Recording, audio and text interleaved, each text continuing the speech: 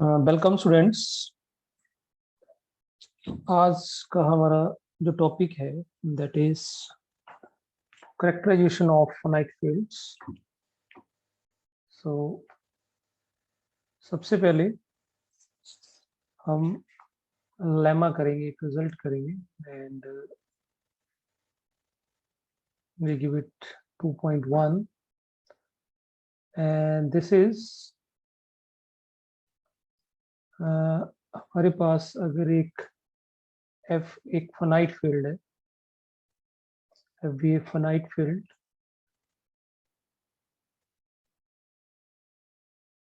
containing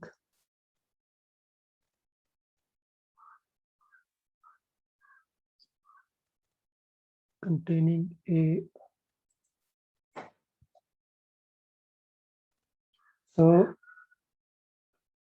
containing a subfield K with Q elements, then F has Q raised to power M elements, where M is dimension of F over K. It means that हमारे पास एक field है F, ठीक, और इस field का एक सब field exist कर रहा है. We can make this subfield K, और इस K के पास जो है वो Q एलिमेंट्स है, ठीक. Q एलिमेंट्स है तो डेफिनेटली ये Q की Q सारे के सारे एलिमेंट्स यूनिक होंगे. तो now we will prove that कि इस F के पास जो एलिमेंट्स होंगे, या यू कैन से कि ऑर्डर ऑफ F जो होगा वो Q raise to power M होगा, और M जो है वो dimension of F over K. ये अगर हम इसको थोड़ा सा एक इस तरह से कोट करें कि ये हमारे पास फील्ड है और ये हमारा सब फील्ड है, तो इसका मतलब जो डायमेंशन का मतलब है, जो इसका मतलब F का जो बेसिस है ओवर K, उसके पास कितने एलिमेंट्स है, उसके पास बेसिस में जो एलिमेंट है वो डेफिनेटली M एलिमेंट्स होंगे, ठीक. यही मतलब हुआ इसका, ठीक. तो प्रूफ में सबसे पहले देखिए, अगर फील्ड है तो फील्ड को हम एज ए वेक्टर स्पेस बोल सकते हैं. सो since F is a field, so we can write F is a vector space over K, and since F is a finite, अगर F आपके साथ finite भी है, it means that, yeah, that implies F is a finite dimensional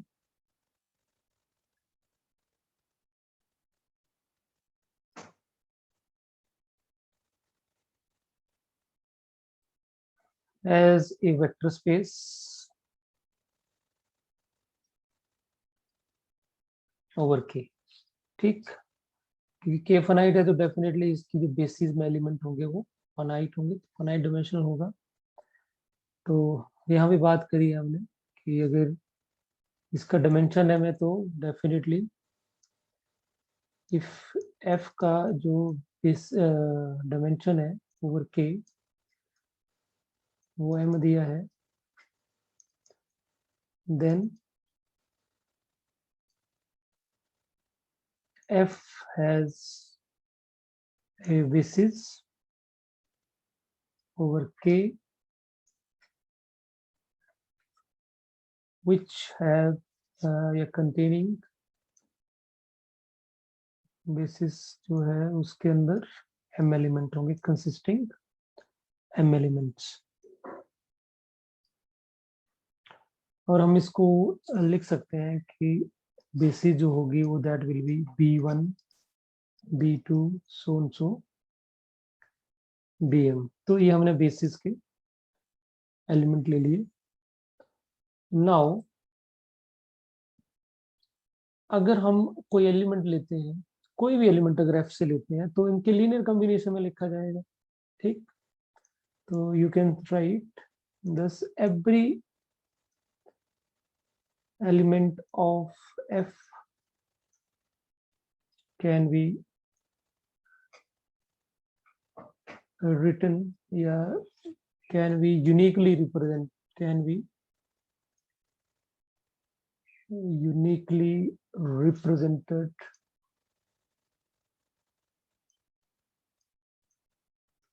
in the form, कैसे लिखा जाएगा? सो a1 b1 plus a2 b2 plus so and so am bm, okay, where ये सारे के सारे जो एलिमेंट्स हैं, जो ए आईज हैं, और जो आई आपका 1 to m वेरी कर रहा है, ये सारे के सारे किसको बिलोंग करेंगे? के को बिलोंग करेंगे। बट के के पास जो टोटल एलिमेंट है, बट के का जो ऑर्डर है वो कितना है? वो हमारे पास गिवन है क्यू, इसके पास क्यू ही एलिमेंट है। इसका मतलब यहाँ से हम ये प्रिडिक्ट कर सकते हैं कि इस एफ के अंदर कितने एलिमेंट हो सकते हैं। क्यों? क्योंकि इस ए की A1 के लिए हमारे पास कितनी पॉसिबिलिटीज अवेलेबल है? यहाँ पे क्यू एलिमेंट्स है, तो यहाँ पे क्यू हो जाएंगे। इसके लिए कितने हैं? इसके लिए A2 के लिए भी हमारे पास क्यू एलिमेंट अवेलेबल होंगे, इसी तरह से इसके लिए अवेलेबल होंगे, उसी तरह से सोन करके आपके पास AM के लिए भी क्यू एलिमेंट्स अवेलेबल होंगे। इट मीन दैट टोटल जो F के पास जो टोटल एलिमेंट पॉसिबल है, क्योंकि आपका जो भी एलिमेंट होगा वो बेसिस के लीनियर कॉम्बिनेशन में लिखा जाएगा। It mean that every element के जो पॉसिबल रिप्रेजेंटेशंस हैं वो कितनी होंगी? आपके पास क्यू A1 के लिए Q times Q possible base है, A2 के लिए भी और AM के लिए भी। तो टोटल हमारे पास टोटल बेस या प्रिंसिपल ऑफ हम काउंटिंग यूज करें तो there will be Q raise to power m elements possible है F के अंदर। ठीक, सो यू कैन राइट कि since each AI can have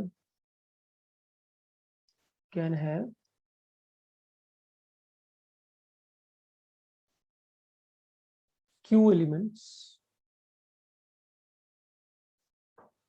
therefore F has exactly q raised to power m elements.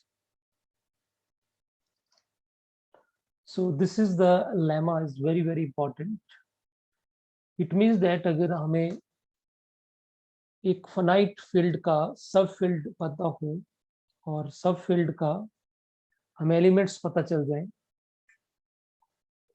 और सब field का पता चलेगा तो डेफिनेटली जब हम सब फील्ड है तो सब फील्ड के रिस्पेक्ट टू एफ का डायमेंशन ऑफ एफ ओवर के पता हो, तो हम total number of elements in F कितने होंगे ये फाइंड आउट कर सकते हैं। Now next theorem is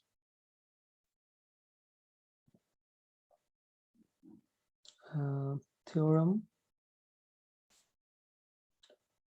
2.2.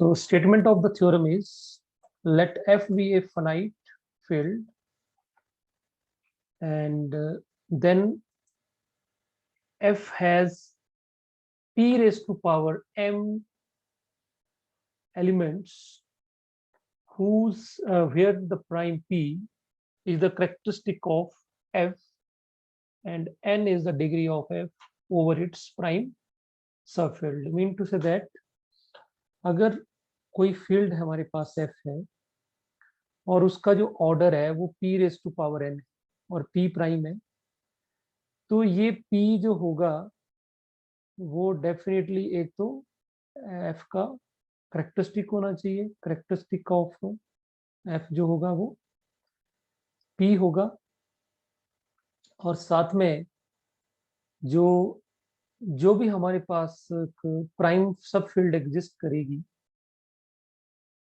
से मान लो k है, प्राइम सब फील्ड का मतलब ये होता है कि उसकी कोई और सब फील्ड एग्जिस्ट नहीं करेगी, ठीक। और उसके पास तो ये जो डायमेंशन है या डिग्री है उसको वो n होगी। तो देखिए इसका प्रूफ देखते हैं। This is you can see very very important कि नंबर ऑफ एलिमेंट से ही पता लग जाता है कि उसका करेक्टरिस्टिक कैसा होने वाला है, ठीक। अगर करेक्टरिस्टिक 2 होगा तो यहाँ पे 2 raise to power n type elements होंगे, ठीक है। तो पहले हम इसके प्रूफ की बात करते हैं। सिंस f जो है वो हमारे को फाइनाइट दिया है, f इज फाइनाइट,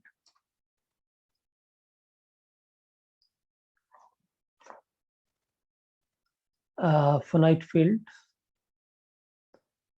अगर ये फाइनाइट फील्ड है तो फाइनाइट फील्ड का जो करेक्टरिस्टिक है वो ऑलवेज क्या होता है, प्राइम होता है।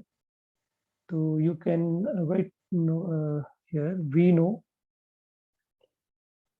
every finite field has prime characteristic। Last video में ये हमने थ्योरम डिस्कस करा था, ठीक। तो ये अगर फाइनाइट है तो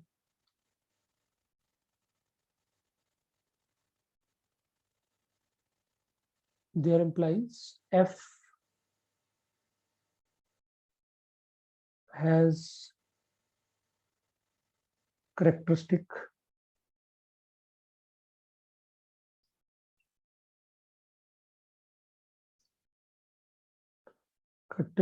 p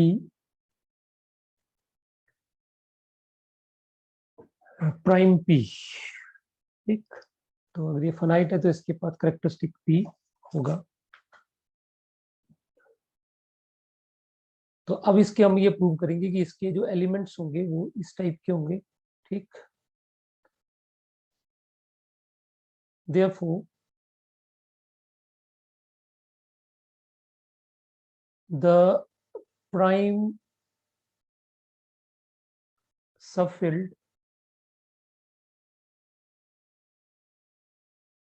K of f is isomorphic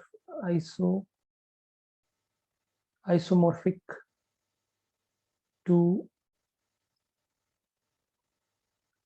prime field fp। ये हमने कल रिजल्ट डिस्कस किया था, मैं आपको बताता हूँ। देखिए हमने कल ये रिजल्ट डिस्कस करा था कि जो भी प्राइम फील्ड होगी, जो भी प्राइम फील्ड हो सब फील्ड ऑफ f होगा, that will be isomorphic to fp,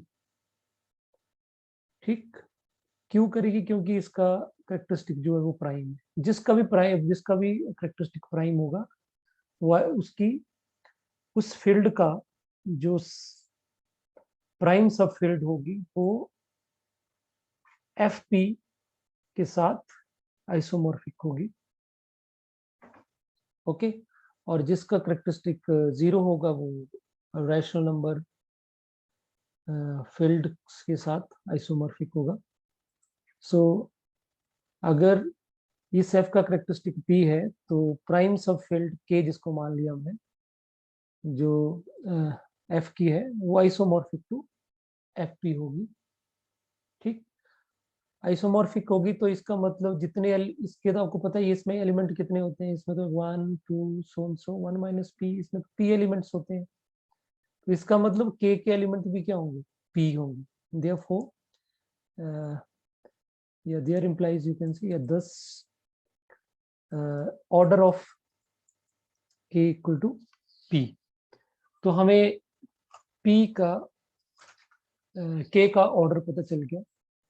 तो अब हम ऊपर वाला रिजल्ट भी यूज कर सकते हैं. देखो ऊपर वाले रिजल्ट में क्या किया था यहाँ पे कि ये सब फील्ड थी. ठीक है, बस सब फील्ड ही था, उसके पास क्यू एलिमेंट्स थे. तो यहाँ पे एक्स्ट्रा यही जुड़ा कि ये आपका प्राइम सब फील्ड है. ठीक, क्योंकि यहाँ तो फनाइट दिया था. ठीक, तो यहाँ पे वो रिजल्ट यूज हो सकता है. फनाइट है तो फिर इसके डेफिनेटली एलिमेंट प्राइम के कंटेक्स्ट में. तो इट इज यहाँ पे क्लियर हो गया कि जो एफ की जो सब फील्ड है उसके पास पी एलिमेंट है, और हमें यहाँ पे के का एफ का जो डायमेंशन है, डिग्री है ओवर एफ है, वो एन दे के रखा हुआ है. ठीक, तो हम यहाँ पे हम लेमा यूज कर सकते हैं. तो we can write here since जो डायमेंशन ऑफ, या इसको डिग्री भी यूज, डिग्री बोल रहा है यहाँ पे, the degree of F over K is N. So why lemma above lemma, that is above y lemma 2.1, order of f will be p raised to power n. ठीक, तो यही prove करना था हमने कि that is f has p raised to power n elements. So I hope this is understandable to you. Very simple results. Now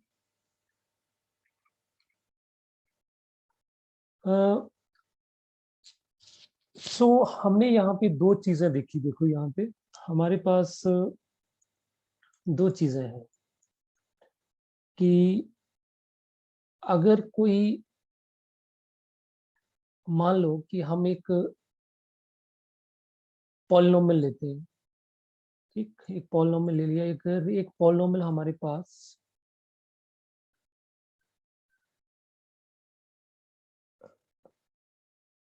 belong कर रहा है ring of polynomials over F P, और इसको एफ पी को हम गैल्वा field भी बोलते हैं. ठीक है, Galois field is an irreducible है. इररेड्यूसिबल है ये, इज एन इररेड्यूसिबल पॉलिनोमियल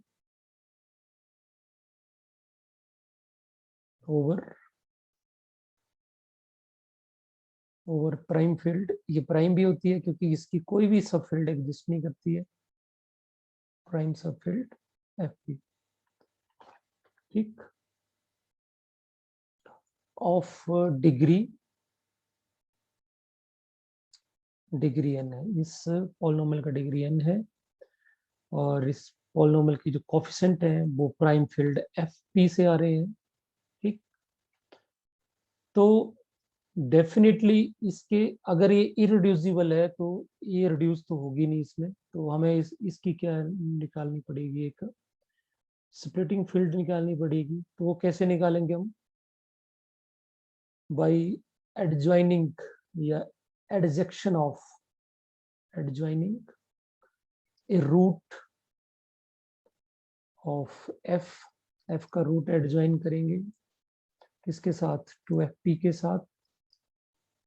ठीक, तो हमारे पास एक, अगर दैट इज, अगर ऐसे लिख सकते हैं कि इस तरह से लिख सकते हैं, एडजॉइनिंग ऑफ द रूट. ठीक, अगर alpha is the root of F of X होगा,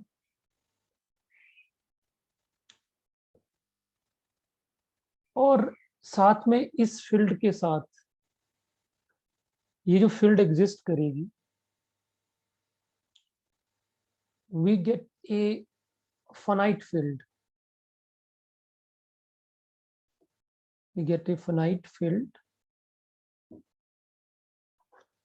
of finite field with p raise to power n elements. कैसे, ये देखो हमारे पास ये fp है, ठीक, और ये हमारे पास fp एडजॉइनिंग करके एक बना। तो डेफिनेटली यहाँ पे इसके पास जो एलिमेंट है वो डेफिनेटली p है, और ये जो फील्ड है वो इस फील्ड के लिए बन गई प्राइम सब फील्ड, ठीक। और डेफिनेटली अल्फा जो है वो इस पॉलिनोमियल का रूट है, और इस पॉलिनोमियल का जो डिग्री है वो n है। तो डेफिनेटली जो यहाँ पे बेसिस बनेगा, बेसिस में जो एलिमेंट होंगे वो डेफिनेटली कितने होंगे, जितना इसका डिग्री होगा, दैट इज n। तो n एलिमेंट्स होंगे। तो डेफिनेटली अब प्रीवियस थ्योरम यूज करेंगे तो हमारे पास ये जो फील्ड बनेगी नई, इस फील्ड का जो ऑर्डर होगा that will be p raise to power n। Got it. तो बोलने का मतलब ये है कि क्या हर प्राइम नंबर के लिए, हर प्राइम नंबर के लिए एक n एग्जिस्ट करेगा, और उससे हमें क्या मिल जाएगी, एक फाइनाइट फील्ड मिल जाएगी। कोई भी हम अगर प्राइम फील्ड लेते हैं, जैसे अगर हम प्राइम फील्ड जैसे सपोज करो एक f2 ले लेते हैं, तो हमारे पास एक फील्ड एग्जिस्ट करेगी जिसके पास जो एलिमेंट होंगे वो 2 रेज टू पावर n होंगे। तो ये p है और ये n है। तो इसका मतलब हर एलिमेंट के लिए अगर f की आप 3 लिया मान लिया, तो यहाँ पे 3 raise to power n exist करेगी। तो इट मीन्स दैट क्या ऐसे हम बोल सकते हैं कि एवरी पॉजिटिव इंटीजर n के लिए वहां पे एक इरेड्यूसिबल पॉलिनोमियल एग्जिस्ट करेगा, ठीक है, जिसकी फील्ड जो होगी वो over the field F P होगा। तो ये हमारे पास जो क्वेश्चन है, इस क्वेश्चन का हम जवाब ढूंढेंगे कि कोई भी पॉजिटिव इंटीजर अगर हम लेते हैं, कोई भी पॉजिटिव इंटीजर लेते हैं हमारे n, अगर पॉजिटिव इंटीजर ले लिया, तो क्या वहां पे हर बार एक पॉलिनोमियल एग्जिस्ट करेगा over over the ring polynomial over F P. तो ये p और n की बात अगर ये हर बार ऐसा होने वाला है, तो हम एक सब फील्ड्स जनरेट कर सकते हैं, क्योंकि इसके अकॉर्डिंग जैसे ही हमें ये पॉलिनोमियल मिलेगा, यहाँ पे एक पॉलिनोमियल एग्जिस्ट करेगा जिसका डिग्री n होगा और दिस, तो हमारे पास एक सब फील्ड्स का क्लास बनता चलेगा। तो इस क्वेश्चन का हम अब आगे फाइंड आउट करेंगे कि इसका वाक्य क्या ऐसा होता है कि नहीं होता है। तो उसके लिए सबसे पहले हमें एक लेमा करते हैं, देन हम ड्राइव करेंगे existence and uniqueness of finite fields. क्या हर बार ऐसा होगा, ठीक, क्योंकि बिकॉज हमारे पास पॉजिटिव इंटीजर तो इनफाइनाइट है, ठीक है। तो उसके लिए हर बार हमारे पास क्या यहाँ पे अलग अलग डिग्री के पॉलिनोमियल्स मिलेंगे कि नहीं मिलेंगे। तो इस एग्जिस्टेंस एंड यूनिकनेस थ्योरम से पहले हमें एक लेमा की जरूरत पड़ेगी, तो हम इस लेमा को प्रूव करते हैं। तो lemma is if f is a finite field with q elements, then then then every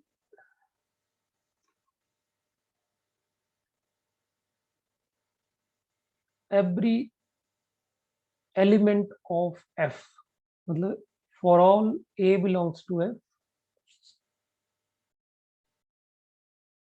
satisfy a raised to power q is equal to a.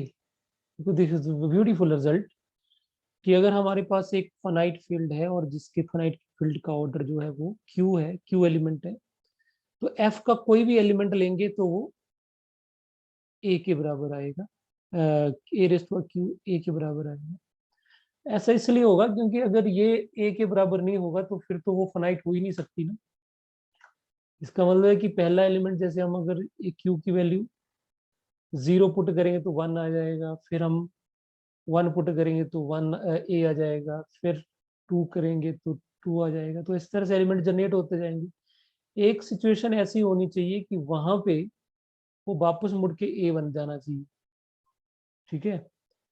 अगर ऐसा नहीं होता तो फिर तो ये इनफाइनाइट हो जाएगी। फाइनाइट है तो definitely a raise to power q जो होगा वो a के बराबर आएगा, अदरवाइज ये आपका इनफाइनाइट बन जाएगा। तो this is very beautiful result कि जब भी फाइनाइट होगा और फाइनाइट फील्ड के पास अगर q एलिमेंट्स हैं तो कोई भी एलिमेंट f से उठाते हैं और उसका पावर अगर हम q करेंगे that will be equal to a। तो इस लेमा का प्रूफ देखिए। सबसे पहले हम करते हैं फॉर a इक्वल टू 0। अगर a 0 होगा तो डेफिनेटली यहाँ पे a raise to power q भी 0 बनेगा and that equal to a। तो ये तो होल्ड कर रहा है, होल्ड्स, ठीक। a रेज टू q भी 0 बनेगा, a भी 0 बनेगा, तो इसके लिए तो रिजल्ट ट्रू है। अब लेते हैं अगर a 0 के बराबर नहीं है और f को बिलोंग कर रहा है, देन ये जो a है, then a form a group, form a group, it forms a group of order q minus 1 under multiplication। करेगा कि नहीं करेगा?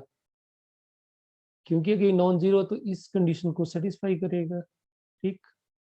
तो जैसे आपका q बनेगा तो वो वापस मुड़ के आ जाए, जीरो के लिए तो हमने डिस्कस कर ही लिया। तो ऑलवेज यहाँ पे ये होल्ड करेगा और ये ग्रुप बनाएगा, और ग्रुप आपको पता है कैसा बनेगा, साइक्लिक ग्रुप होगा, ठीक, जिसके मैक्सिमम एलिमेंट आपके पास q माइनस, क्योंकि एक एलिमेंट हमने 0 के लिए तो निकाल दिया है, इक्वल टू 0 के लिए। तो इसका जो ऑर्डर होगा, क्यों बनेगा ये, क्योंकि q माइनस 1 कैसे बनेगा ऑर्डर, क्योंकि आइडेंटिटी एलिमेंट अंडर मल्टीप्लिकेशन होगा 1। तो हम इसको क्या ले सकते हैं, दोनों तरफ अगर हम a को हटाएं तो यहाँ बनेगा q raise to power minus 1 is equal to 1 for all a belongs to f। Group बनाएगा और साथ में और इसको सेटिस्फाई करेगा, क्योंकि अगर इसका ऑर्डर q माइनस 1 है तो a raise to power q minus 1 जो 1 के बराबर है, ठीक।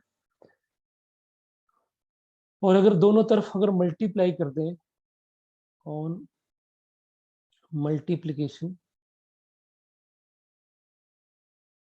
Bye a, what we get, a से मल्टीप्लाई कर दें a raise to q is equal to a। तो ये देखो इसको सेटिस्फाई कर दें, ठीक। इट मीन्स दैट कि अगर a का एक ग्रुप बनाएगा जिसका ऑर्डर q माइनस 1 होगा, अगर ऑर्डर q माइनस 1 होगा तो इसका मतलब a की जो पावर q माइनस 1 है वो 1 के बराबर, बिकॉज 1 जो होगा वो आइडेंटिटी एलिमेंट होगा, ठीक, identity element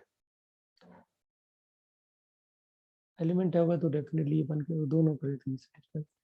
this is very simple proof and very good result कि कोई भी अगर एलिमेंट हम f से लेते हैं तो उसका पावर q जो होगा वो a के बराबर आएगा अगर f के पास q एलिमेंट्स है। Okay, now Move to the next lemma, one more lemma, that is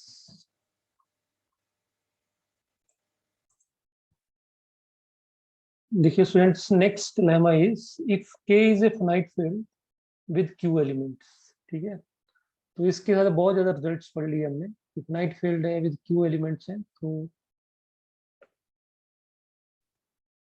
और इसके साथ हमें दिया है एंड k इज अ सब फील्ड ऑफ f।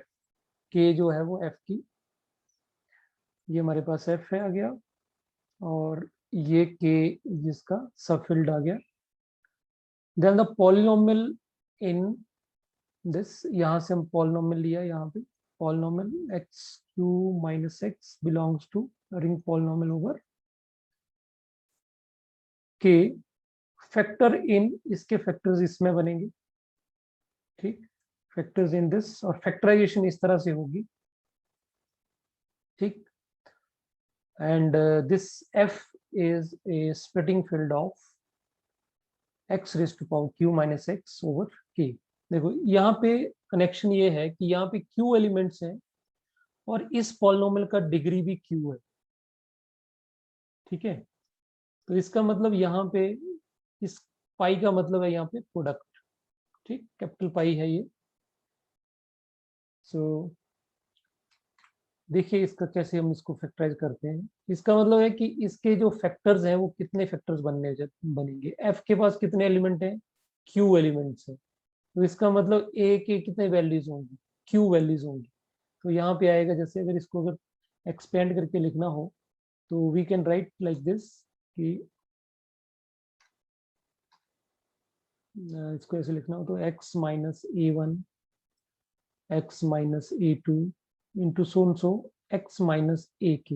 ये है इसका मतलब, k एलिमेंट्स है तो ऑब्वियस है इस तरह से लिखा जाएगा इसको। तो ऑब्वियस है अगर ये पॉलिनोमियल या इस रिंग पॉलिनोमियल ओवर k है और इसके फैक्टर इसमें बन रहे हैं तो डेफिनेटली ये स्प्लिटिंग फील्ड होगी f। इसका प्रूफ देखो, तो प्रूफ में you can write since f is a finite filled with q elements,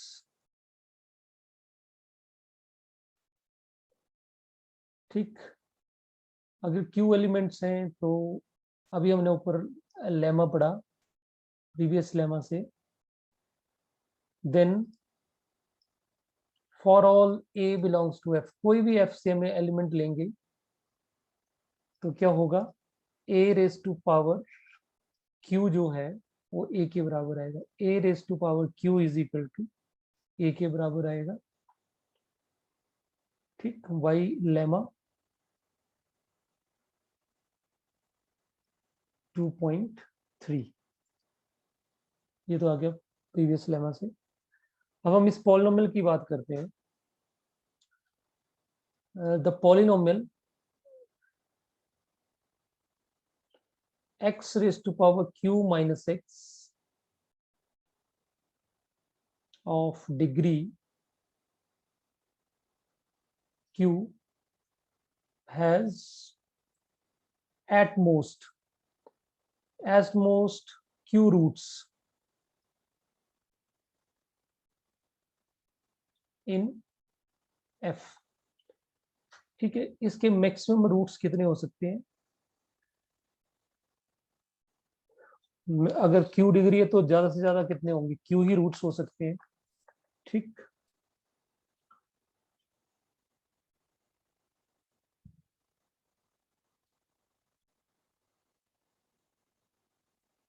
और देखो जितने इसके रूट्स हैं उतने ही f में एलिमेंट है।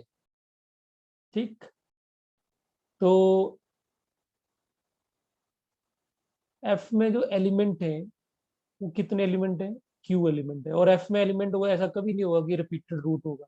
ठीक है, जब हम बोलते हैं कि f के अंदर अगर q एलिमेंट्स हैं तो डेफिनेटली ये q के एलिमेंट्स का मतलब हुआ कि वो ऑल आर डिस्टिंक्ट।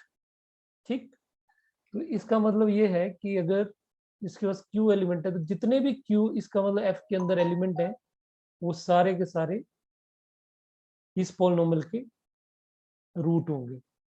सो तो इसका मतलब हुआ the q roots of x raised to power q minus x will all the elements of f, ठीक, बिकॉज क्यों होंगे ऐसे, because all elements of f satisfy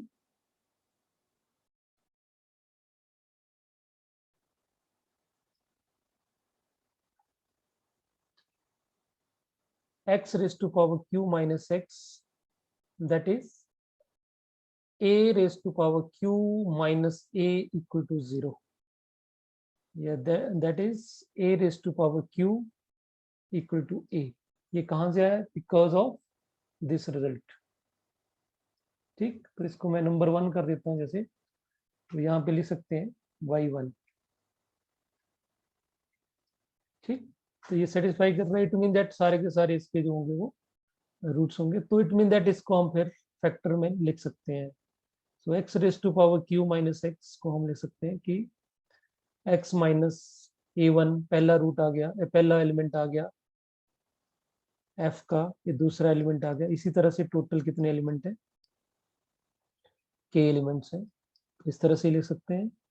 और इसको शॉर्ट फॉर्म में लिखना हो तो कैपिटल पाई, और यहाँ लिख देंगे a बिलोंग्स टू f और x माइनस, ठीक। सो अब क्वेश्चन इज दैट कि हमारे पास एक f था और ये हमारे पास k था, ठीक। इसके ऊपर पॉलिनोमियल लिया और वो स्प्लिट हुआ f के अंदर, और f के अंदर जो एलिमेंट थे वो कितने थे, q एलिमेंट्स थे। अब क्वेश्चन इज दैट क्या इसके f और k के बीच में कोई एक ऐसी फील्ड तो नहीं थी कि जिस उसमें भी ये स्प्लिट हो सकता था। अगर इसके नीचे हो गया तो डेफिनेटली उसके नंबर ऑफ एलिमेंट्स कितने हो जाएंगे, कम हो जाएंगे, क्योंकि f का जो ऑर्डर है वो q है। अगर इसके नीचे अगर कोई एलिमेंट होगा तो डेफिनेटली फिर क्या होगा, उसमें फिर फील्ड में एलिमेंट कम होंगे।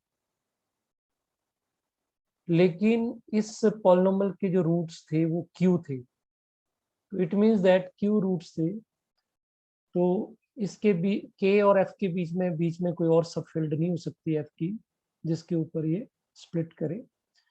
तो we can write and it cannot split in any smaller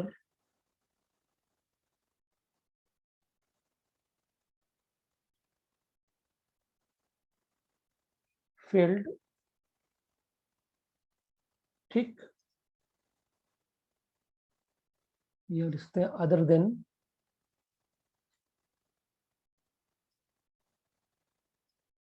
other than f, okay. So this is again very very beautiful result कि कोई भी फिनाइट फील्ड है उसके पास q एलिमेंट्स हैं, तो अगर कोई पॉलिनोमियल उसकी सब फील्ड से लेते हैं हम, और उस तो वो फैक्टराइज होगा f के अंदर, और उसकी जो फैक्टराइजेशन होगी that will be of this type, ठीक है। उसको लीनियरली फैक्टराइज कर सकते हैं। Okay, now move to main theorem, that is in existence and uniqueness of finite field. Existence and uniqueness. So existence and uniqueness of finite field. The statement is for every prime p or every integer, positive integer n, कोई भी prime ले लो, कोई भी integer ले लो, for every prime p and every prime first integer n, there exist a finite field with p raise to power n elements. इसका proof अभी हमने किया। हमने ये प्रूव करना है कि हर बार ऐसा होगा। ठीक। और दूसरा पार्ट है इसका कि कोई भी फाइनाइट फील्ड के पास अगर p raise to power n elements है, जिसको हमने q बोल दिया, किसी भी फाइनाइट फील्ड्स के पास अगर p raise to power n elements है, तो वो फील्ड जो होगी वो आइसोमॉर्फिक होगी to splitting field of x raise to power q minus x over fp। तो ये जो फील्ड स्प्लिट, जो भी फील्ड है ये जिसके पास p raise to power n element है, ये ऑलवेज आइसोमॉर्फिक होगी to splitting field of x raise to power q minus x. ठीक। तो q फिर वही है चीज कि q एलिमेंट्स हैं, तो x raise to power q minus x हमने पॉलिनोमियल लिया जो हमने प्रीवियस लेमा में किया। तो सबसे पहले हम एग्जिस्टेंस पार्ट की बात करते हैं कि क्या ऐसा हर बार होगा। तो एग्जिस्टेंस पार्ट, देखिए फॉर हमने ले लिया for p raise to power element के लिए, for q raise to power p minus 1 consider x raise to power q minus x belongs to ring polynomial over. अच्छा, इसमें एक चीज और, आपको लग रहा है कि ये इसको बिलोंग कर रहा है तो इसके जो कोफिशिएंट है वो इसके अंदर होने चाहिए एफपी के अंदर। तो एफपी के पास जो एलिमेंट होते हैं वो क्या होते हैं, 1 2 अप टू p माइनस 1। तो ये 1 तो इधर है इसके अंदर, ये -1 है, तो -1 किसके बराबर होगा यहाँ पे, -1 is equal to p minus 1 के बराबर होगा। ठीक है। तो इट मीन दैट -1 भी इसके अंदर है, 1 भी अंदर है, तो डेफिनेटली ये पॉलिनोमियल जो है it will be over ring polynomial over FP. Now मान लेते हैं कि इसका स्प्लिटिंग फील्ड जो है, let capital F be its splitting field. इस पॉलिनोमियल का स्प्लिटिंग फील्ड हमने मान लिया कैपिटल एफ है over F P prime field F P के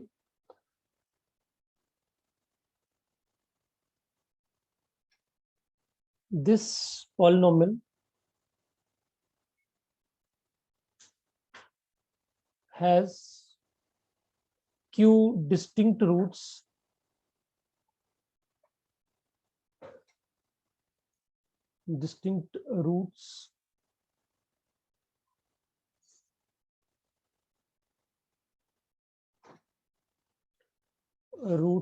in f।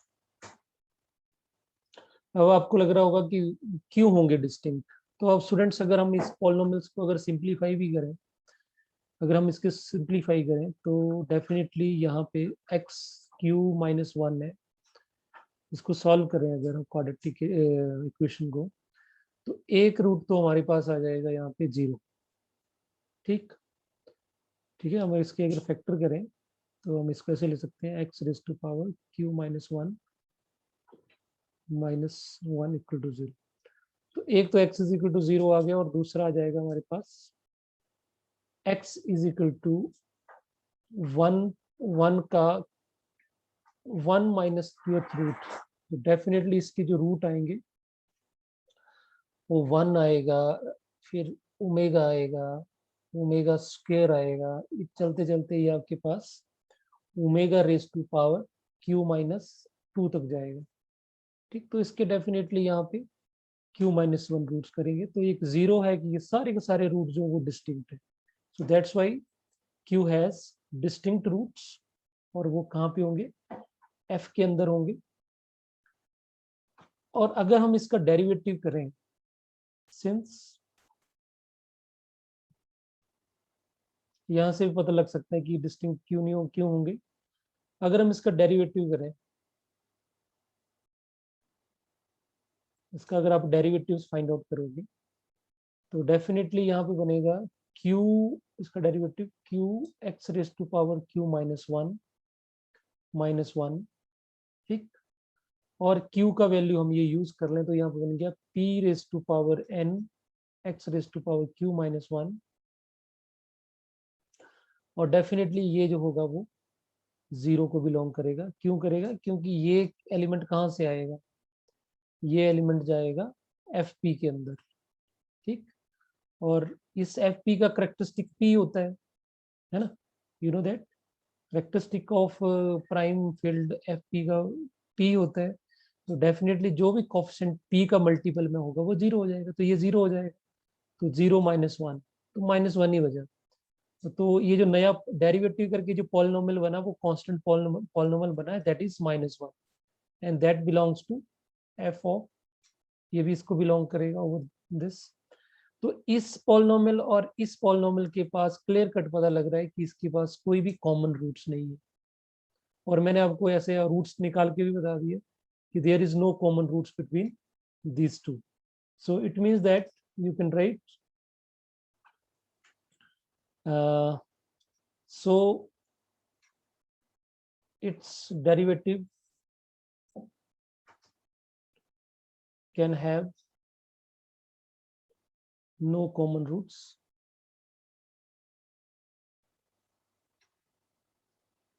with x raised to power q minus x।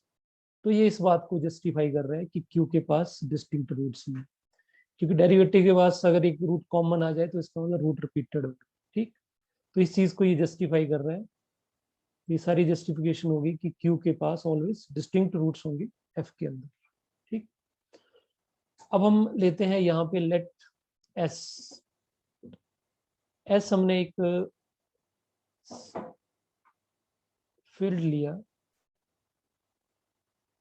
Subset लिया यू कैन से, और उसमें f के एलिमेंट है, ठीक है। s contains element of f, a belongs to f। But किस तरह से एलिमेंट है, किस तरह के एलिमेंट है? जो a raise to power q minus a जो है वो जीरो के बराबर है, ठीक। इस तरह के एलिमेंट्स हैं। तो यहाँ से सीधी सी क्लियर सी बात है, इसका मतलब s के पास टोटल कितने एलिमेंट होंगे? तो यू कैन राइट कि order of s is q, q y lemma 2.3। वहां पे हमने प्रूव करा है, ये देख लो। लेमा नंबर 2.3 में अगर देखें तो हमने क्या प्रूव किया वहां पे, ये देखो कि f के पास अगर सारे एलिमेंट जो हैं वो इस कंडीशन को सेटिस्फाई करते हैं तो f के पास q एलिमेंट्स होंगे। तो यहाँ पे s के पास कितने एलिमेंट होंगे जो इस कंडीशन को सेटिस्फाई करेंगे? ऑब्वियस है q एलिमेंट्स होंगे। तो वही लेमा दिस। अब हमने इस s को सब फील्ड प्रूव करना है f की। तो सबसे पहले इसको इसके पास आइडेंटिटी एलिमेंट्स होने चाहिए। तो अगर हम यहाँ पे a को जीरो पुट करें तो zero zero equal to zero आ रहा है, तो इट दैट वन, तो जीरो तो इस s के अंदर होगा, ठीक। और वन पुट करें तो वन वन रेस पर क्यू वन ही आएगा, one minus one zero satisfy कर रहा है। इसका मतलब जीरो और वन तो इस s के अंदर पहले से प्रेजेंट है, तो इसका मतलब ये नॉन एम्प्टी तो है ही है। उसके बाद सो s नॉट इक्वल टू 5, ठीक है। उसके बाद अगर हम इसको सब ग्रुप प्रूव कर देते हैं, ठीक है। दो एलिमेंट ले लिए हमने, ए और बी ले लिए दो एलिमेंट एस के अंदर, और अगर एस को तो इसको सेटिस्फाई करेगा, that is a raise to power q जो होगा वो ए के बराबर आएगा, और a b raise to power q भी बी के बराबर आएगा। नाउ अगर हम a माइनस बी का power q equal to a minus b prove कर दें तो हमें ये प्रूव कर देंगे कि a माइनस बी के अंदर भी इसके अंदर भी है। तो ये सब फील्ड प्रूव करने का एक तरीका भी है, ठीक। तो अब देखिए यहाँ पे, अब इस ये जो एलिमेंट्स हैं इनको हम a raise to power q minus b raise to power q लिख सकते हैं। ठीक, क्योंकि यहाँ पे ये एलिमेंट f से आ रहे हैं और f के पास जो एलिमेंट्स है उसमें q की जो वैल्यू है वो p raise to power n। तो जैसे हम करेक्टरिस्टिक की बात करेंगे तो डेफिनेटली ये बाकी टर्म जो होंगी वो आपकी खत्म हो जाएंगी। तो अगर ये आप उसको देखना चाहें तो कौन से रिजल्ट से आया, तो ये हमने कल रिजल्ट प्रूव किया था। ये देखो कि अगर हमारे पास करेक्टरिस्टिक है तो ये जो रिजल्ट होते हैं ये ऑलवेज होल्ड करते हैं। ये देखिए ये रिजल्ट होल्ड कर रहा है, तो जो भी इसका पावर होगा वो एज इट इज आ जाएगा। ठीक, तो यहाँ पे ये जो एलिमेंट्स हैं वो इस करेक्टरिस्टिक को सेटिस्फाई करेंगे। तो because of this result we can write like this. तो अब ये रिजल्ट तो a के बराबर है और ये आपका b के बराबर है। सो अगर a माइनस बी का पावर q जो है वो a माइनस बी के बराबर आ रहा है, इसका मतलब इस कंडीशन को सेटिस्फाई कर रहा है। It mean that a minus b जो है वो भी s के अंदर है। ठीक, नाउ द थर्ड पार्ट में हम ये लेके चलेंगे कि यहाँ पे नाउ की बजाय हम use it is again a minus b inverse का पावर q लेके चलते हैं। तो डेफिनेटली इसको हम a raise to power q field के एलिमेंट है तो इसको हम ऐसे ले सकते हैं। थोड़ा सा देखना q और a का जो फर्क रखते हैं और यहाँ पे v minus one raise to power q। So इसको हम a raise to power q तो a ही बन जाएगा और इसको हम इस तरह से इंटरचेंज कर सकते हैं इसकी पावर।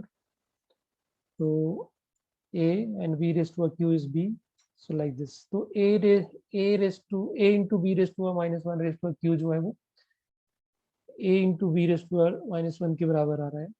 तो इसका मतलब ये हुआ कि a माइनस b जो है वो भी s के अंदर है।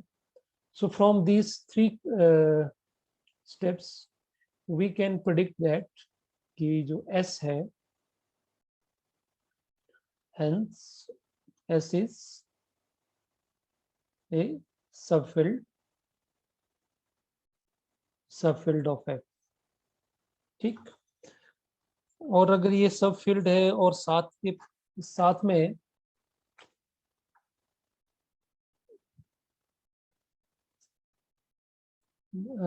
x raise to power q minus x must split in s। क्यों? क्योंकि ये जो कंडीशन है a raise to power q minus a equal to zero वो डेफिनेटली इसके इक्विवेलेंट है जब इसको सेटिस्फाई करेगा। इसका मतलब सारे के सारे रूट जो हैं वो इसके अंदर होंगे तो स्प्लिट हो जाएगी। Since s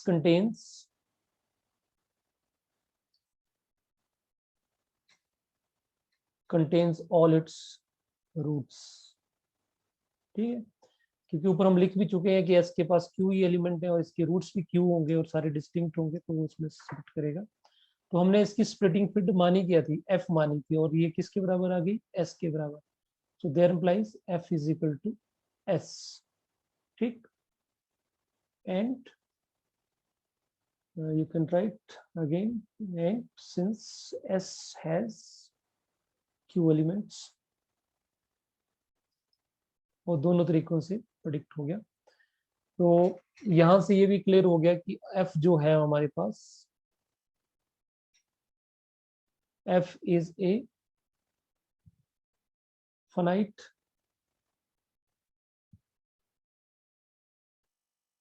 filled with q elements। तो डेफिनेटली हमारे पास यहाँ पे एक फाइनाइट फील्ड एग्जिस्ट करी जिसके पास क्यू एलिमेंट्स थे। ठीक, हम ये रिजल्ट लेके चले कि q raise to power p और हम ये पॉलिनोमियल ले लिया ओवर दिस, और हमने ये प्रूव कर दिया कि इस n और इस p के लिए एक फाइनाइट सबफील्ड एग्जिस्ट कर रही है। ठीक, जिसके पास q एलिमेंट्स, q मतलब p raise to power, q means p raise to power n elements contained हो रहे हैं इस फील्ड f के अंदर। तो दिस इज एग्जिस्टेंस, तो ऑलवेज एग्जिस्ट करेगी। जब भी हम p raise to power p और n टू एलिमेंट्स लेंगे तो वहां पे एक सब फील्ड एग्जिस्ट करेगी जिसके पास p raise to power n elements होंगे। Now the uniqueness part,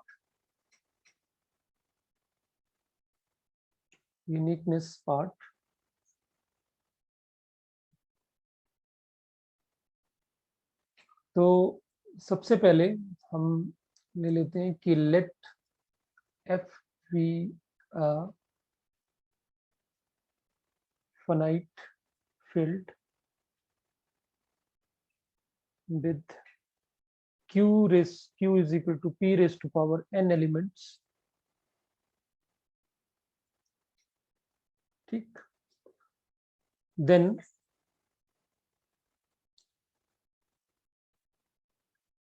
f के पास अगर इस तरह के एलिमेंट्स हो तो डेफिनेटली ये जो आपके पास f का करेक्टरिस्टिक होगा वो p ही होगा।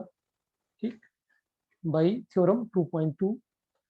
तो अगर हम इसको देखना चाहें तो यू कैन सी, ये क्या किया हमने, देखो कि अगर f के पास p raise to power n elements हैं तो ये जो p होगा वो f का करेक्टरिस्टिक होता है। ठीक है, p is a characteristic of f। तो डेफिनेटली यहाँ पे we can write f has characteristic p, यहाँ पे मैं मेंशन कर देता हूँ बाई थ्योरम 2.2। ठीक, and so contains fp has a subfield।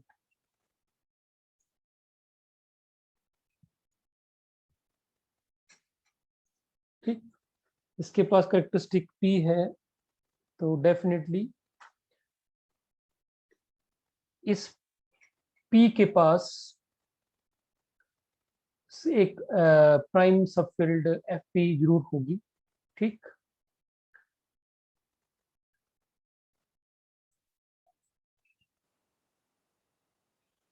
And also you can see कि ये जो पॉलिनोमियल है q raise to power x raise to q minus x, it is over ring polynomial fp of x। तो ये fp जो है वो f की सबफील्ड है और this is a polynomial over this. So why previous lemma, that is this one 2.4, तो देखो f का फाइनाइट था और k जो है वो सब फील्ड है और यहाँ पे fp हमारा सब फील्ड है थ्योरम में, और ये जो पॉलिनोमियल है वो f हमारे सब फील्ड के अंदर फैक्टराइज है। तो डेफिनेटली जो f है that will B splitting field of this over k। तो k की जगह इस जो रिजल्ट है यहाँ पे हमारा क्या है, fp है, प्राइम फील्ड fp है। तो definitely y you can write y lemma 2.4 f is a splitting field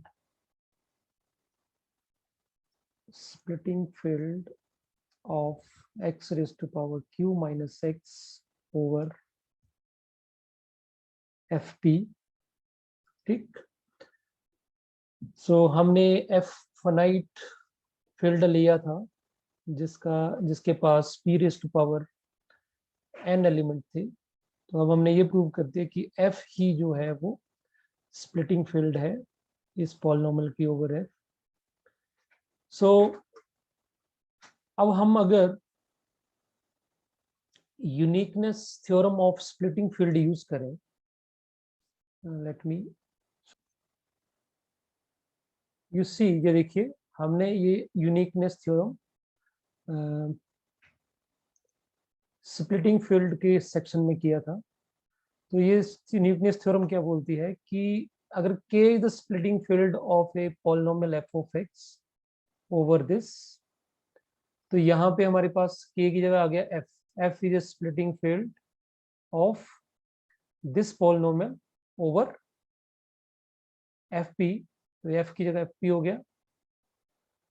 E is another splitting field of f over f, तो अगर एक और E जो है एक दूसरी स्प्लिटिंग फील्ड है इस पॉलिनोमियल f की, then there exists a isomorphism between these two splitting fields of f of x, and that is identity on f. So by using this theorem we can say that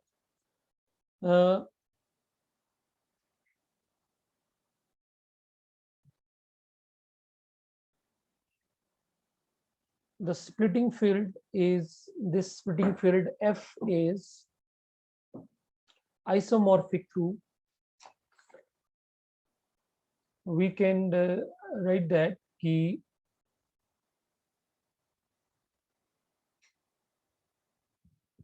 f is isomorphic to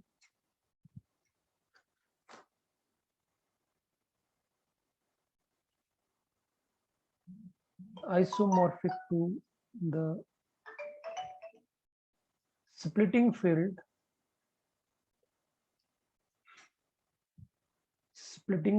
of x raised to power q minus x over fp. ठीक, so you can write यहाँ पे y